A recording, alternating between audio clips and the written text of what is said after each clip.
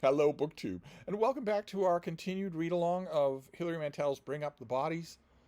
I launched into this just willy-nilly, as I do so many things on this channel. I didn't start with a systematic reread of these things, starting with Wolf Hall. I'll go back to Wolf Hall when we're done with this one. This is the second book in her trio of books about Thomas Cromwell, the the statesman and chancellor and leg breaker of Henry VIII.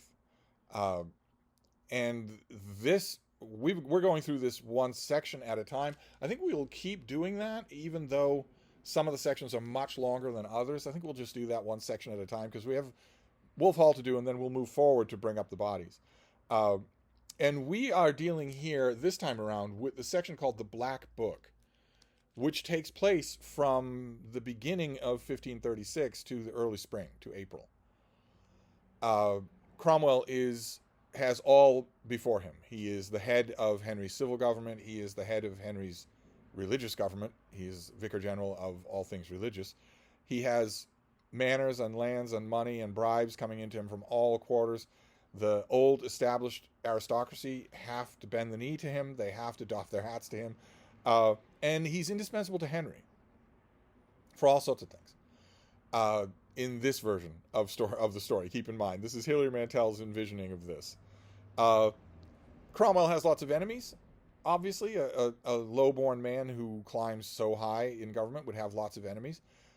Some of his enemies are raised-up creatures just like him, including Anne Boleyn, who's occasionally been an ally to him, but is now a firm enemy of his.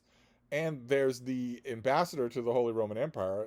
There's the ambassador, Eustace Chapuis, who's allegedly Cromwell's friend, but they spar with each other a lot. Neither Chapuis nor Cromwell is ever actually off duty from their respective roles. But in January of 1536, two very important things happen that set the rest of the book in motion. Henry, at this point, is getting older. He's had an ulcerated leg for a while, and it sometimes bothers him and sometimes not. But he still feels he likes the company of younger men, and he still feels like he can contend with them. And the contention can be physical. There are joustings that you do in the tilt yard for a crowd of onlookers, where you ride in full armor on a horse with a lance. You ride at someone else. It's terrifying. It was done as a pastime, but it was taken seriously, very seriously, as seriously as mainstream sports are today. Only if you could die. And there is a tournament at the beginning of this section of the book, and Cromwell thinks nothing of it. He jokes with the king.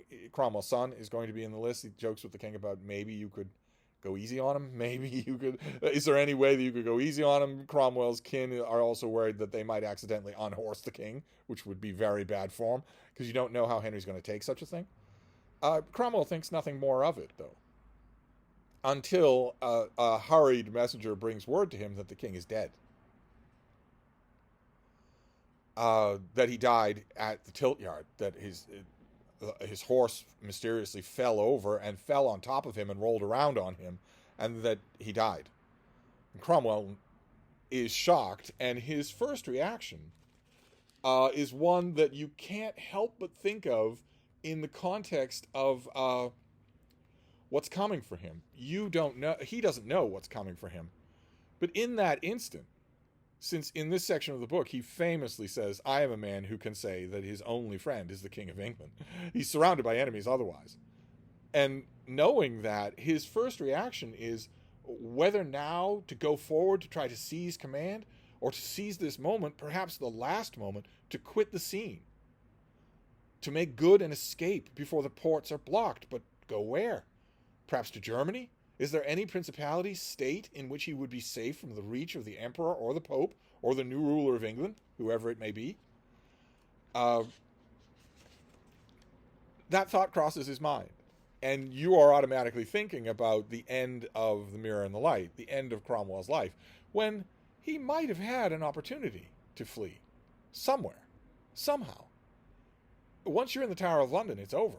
If you're Thomas Wyatt, you get out alive. But if you're Thomas Cromwell, you don't.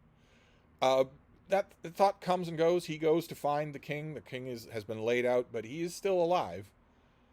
He's just unconscious and insensate, and everyone is brewing around, wondering what happens if he dies.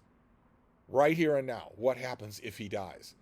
And the two groups of people who are wondering that the most, aside from Cromwell, the two groups of people are the Howards, Lord Norfolk, the foremost peer of the realm, who in Mantel's realization of the scene is saying, well, Anne Boleyn, his niece, has a baby in her belly, and she has a weak little daughter, and there's the sickly daughter of Henry and Queen Catherine of Aragon, and there's Henry's bastard child, the Duke of Richmond.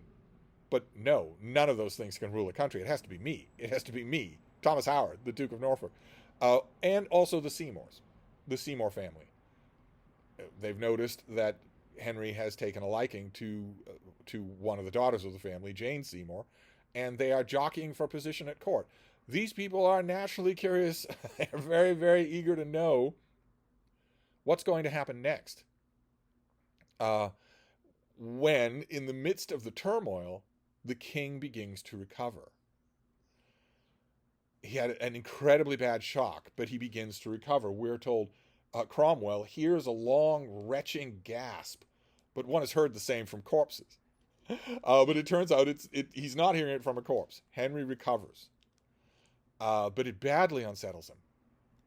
So that there is a later scene where he is talking with the imperial ambassador, with Chapuis, and Chapuis says the wrong thing, and Henry flies into a rage that then communicates itself to Cromwell. He flies into a rage at the ambassador, but then he flies into a rage at Cromwell, just raging at him about how much power he's taking into his own hands. He recovers from both the fits of rage and from the fall, but the fall, we're going to see, it seems to really agitate his leg injury. Suddenly that becomes very active and much worse.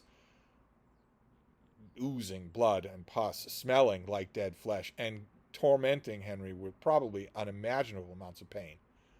Forever after that, for almost every day of his life after that. And it looks like it was the fall that did that. Other people have said that in addition to agitating his ulcerated leg, it also changed his disposition. There are plenty of Tudor scholars who point to that fall and Henry's recovery as the beginning of Henry the absolutely blood-soaked tyrant, and not any other kind of Henry, the hale and well met fellow that would have come before it. I think that's stretching things a little too far, but that's the first very important thing that happens, is that Henry has that fall and seems for a moment to be dead. First thing he sees when he wakes up is Cromwell's face. And the other thing that happens is a direct result of that, because there is an unseemly, ghastly, ghoulish stampede from that accident in the tilt yard to Anne Boleyn to tell her the news. To tell her the news that Henry is dead. In this scene, Lord Norfolk says he's the one who actually reached her first and told her, says it's his duty to tell her, and that she swoons into a faint, a pregnant woman, being given the shock of all shocks and fainting unconscious. And whether it's connected or not, certainly everyone that has ever written about this has said that it was connected. She loses the baby. As a result of that, she miscarries of her savior. She miscarries a baby boy. And again, there has been infinite speculation. If she hadn't had that shock, would she have brought the baby to term? Would it have lived? Would it have been Henry's legitimate male heir, the dream of all of these years, the salvation of the Howard family, the salvation of the Boleyns? Would it have been all of that? Or would the baby have been stillborn at birth at 9 months, or maybe died after a month? There's all sorts of speculation about medical illnesses that even Henry might have had that might have caused that. But that's the second thing that happens in this interval, is that Anne Boleyn miscarries a male baby. And this new Henry, this Henry who has been given, if not a medical jolt, certainly a reminder that he is mortal, his reaction is horrible in this telling. There are other tellings that say that his reaction is very forbearing, even now, even after having already been disappointed by a daughter. Now his reaction is much worse. much, much worse. He doesn't want to talk to Anne Boleyn. He doesn't want to see her, and he is also done with her. Starts to talk now about how she must have used sorcery to enchant him, and that there must have been a religious impediment to the marriage, or God wouldn't keep punishing him with dead babies. There must have been something wrong with the marriage. Was she pre-contracted to Harry Percy? He swore that he was not, but there were rumors. Was that true? Was there too great a degree of consanguinity, not with Harry Percy, but the fact that Henry had Anne's sister Mary as his mistress for a long time? Something must be wrong, and suddenly the machinery starts to get in motion. The last person who believes that is Anne Boleyn, but the machinery naturally involves Cromwell, and we get all sorts of really interesting things along those lines, because Henry knows what he wants. He wants to be rid of yet another wife. And Henry is, even with his irritated leg, he is a friendly, accessible man to his intimates. He likes to joke with them and kid with them. We saw that in an earlier chapter where he will tell you a joke. He will sit down and ask you what you dreamed last night. And we get a famous passage about that. You can be merry with the king. You can share a joke with him. But as Thomas More used to say, it's like sporting with a tamed lion. You tussle its mane and pull its ears, but all the time you're thinking, those claws, those claws, those claws. And that is a reference to a quote that Thomas More actually did say, which was to warn Cromwell and Henry's other ministers that they should be careful of letting the lion know his own strength, because then you couldn't control him. No one could control him if you did that. And those are the major events in this section of the book. Cromwell knows what he has to do. Remember, he's been visited by the ghost of Cardinal Wolsey saying, he wanted to get a new wife. He wanted me to get him a new wife, and I failed, and look where I am. I'm dead. Don't fail him if he wants this. Give it to him. All we need now is how this will happen. And that is coming up. That is the downfall of Anne Boleyn, once the machinery is in motion. But I wanted to point out one other detail in this section of the book. I could point it out in any section because it happens all the time, which is Hilary Mantel's artistry, which is not always to my pleasure, but it is still masterfully done. She's in complete control of what kind of impressions she wants to give you in this book. And that can be an errant phrase. That can be a continued characterization. I don't think there's anyone coming out of these Wolf Hall books that's going to look at the Duke of Norfolk any other way than the way he's portrayed in these books for the rest of their life. Even though there are other ways to portray him that are very different. And I want to give you a small example of that. This is the Duke of Norfolk's son, who is referred to here as Surrey. He's referred to by his title. And this is how Hilary Mantel introduces him. First of all, she calls him the Duke's peculiar son. She uses that word peculiar. Then she gives us this. Surrey is a young man with a great conceit of himself as handsome, talented, and lucky. But his face is lopsided, and he does himself no favors in having his hair cut like a bowl. Hans Holbein admits he finds him a challenge. Surrey is here tonight at Lambeth Palace, forfeiting an evening in the brothel. His eyes roam around the room. Perhaps he thinks Cranmer keeps naked girls behind the arras.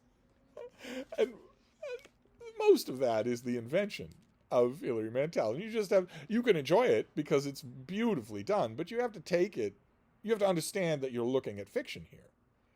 And in this particular case, unlike a lot of the cases that Hilary Mantel gives us, like, for instance, Wolsey's illegitimate daughter, or the private moments of Archbishop Cranmer, here there is a reference, almost a dare, for you to verify what Mantel is saying, because first of all, Hans Holbein certainly never confessed to the king's foremost advisor and someone who was going to report what he says, that he found the Earl of Surrey to be a challenge as a portrait. He is never going to say that. You don't want to not get work from the Howards anymore.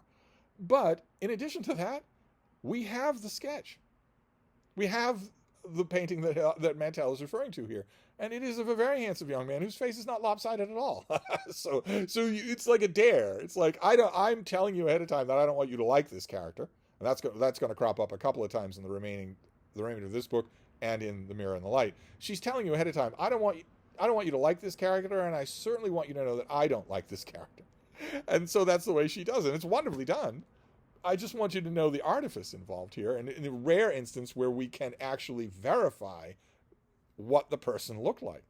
There is no photograph better than a Holbein portrait, except maybe when it comes to Anne of Cleves, but we'll get to her. We have a while before we get to her. First, we have to deal with another queen, Queen Anne Boleyn. So that will be the next section of this book, which is very long, but we've got a lot of stuff to go through in it, so it'll be a nice long video. No idea when it will be, but we'll give it a try next time. So hope you're enjoying this. Once we're done with Bring Up the Bodies, we're going to go back to Wolf Hall. I've talked about it before many times on this channel, but I never tire of talking about these books. So anyway, I'm going to wrap this up for now, but I'll be back. Thank you, BookTube.